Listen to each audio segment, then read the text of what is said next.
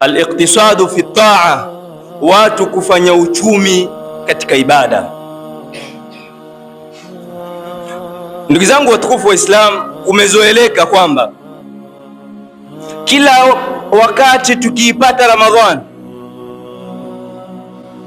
watu hujipiga vikumbo katika kuziingilia zile ibada. Kila mtu yataka ashike mahali na yeye aogelee katika ibada, na miongoni mwa mambo ambayo kwamba hayafichiki, sisi tunajua kwamba Ramadhanu shahrul ibada, Ramadhan ni mwezi wa ibada.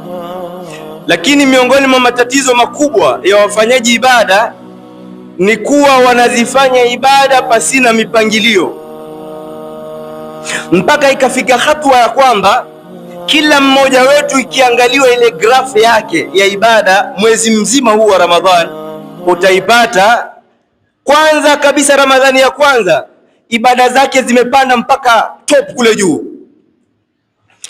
Kadhalika kumi la kwanza, kumi la pili itaanza kupungua, kumi la mwisho huyu bwana hana ibada kabisa. Mwanzo wetu unakuwa mzuri kwa kuziimarisha ibada, lakini mwisho wetu unakuwa mbaya. Je, hivi ndivyo namna tunavyotakaniwa kufanya ibada?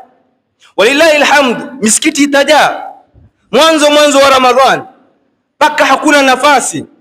Wenye msikiti watadhania labda msikiti wetu ni mdogo. Watu watashangaa, kwani watu wameletwa kutoka mbinguni ama ni wa hapa mtaani tu?